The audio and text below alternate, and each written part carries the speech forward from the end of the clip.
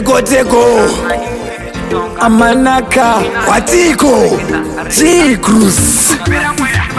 Tiani nditeko salento mutupo tachinja zvinhu ndave mambo ndozviripo ndambenge ndakaisa muchiita wrong ndazokwira bhazi aimini hutong anotonga ndini mambo munozvimba ndikavhakacha makurasatika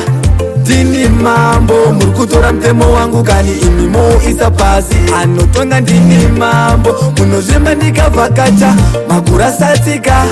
ndini mambo muri kutora mutemo wangu kani imi moisa pasi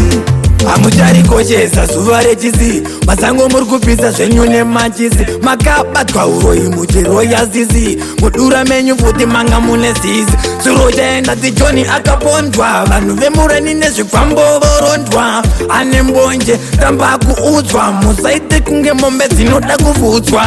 anotonga ndini mambo munozvimba ndikavhakacha makurasatika ndini mambo muri kutora mutemo wangu kani imi moisa pasi anotonga ndini mambo munozvimba ndikavhakacha makurasatika ndini mambo muri kutora mutemo wangu kani imi moisa pasi ajoni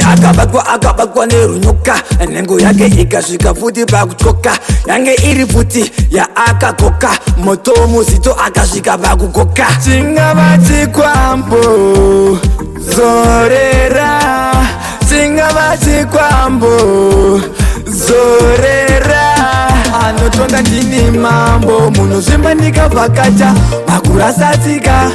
ndini mambo muri kutora mutemo wangu kani imi moisa pasi anotonga ndini mambo munozvimba ndikavhakacha makurasatika ndini mambo muri kutora mutemo wangu kani imi moisa pasi hamucharikoshesa zuva rechisi masango muri kupisa zvenyu nemachisi makabatwa uroyi muchero yazizi mudura menyu futi manga mune zizi tsuro chaenda tijoni akapondwa vanhu vemurani nezvikwambo vorondwa ane mbonje tamba kuudzwa musaite kunge mombe dzinoda kufutswa anotonga ndini mambo munozvimba ndikavhakacha makurasatika ndini mambo muri kutora mutemo wangu kani imi moisa pasi anotonga ndini mambo munozvimba ndikavhakacha makurasatika ndini mambo muri kutora mutemo wangu kani imi moisa pasi anotonga ndini mambo munozvimba ndikavhakacha makurasatika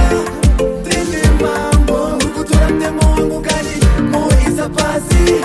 ndini mambo munozvimba ndikavhakacha makurasatika ndini mambo muri kutora mutemo wangu kani moisa pasi anotonga ndini mambo munozvimba ndikavhakacha makurasatika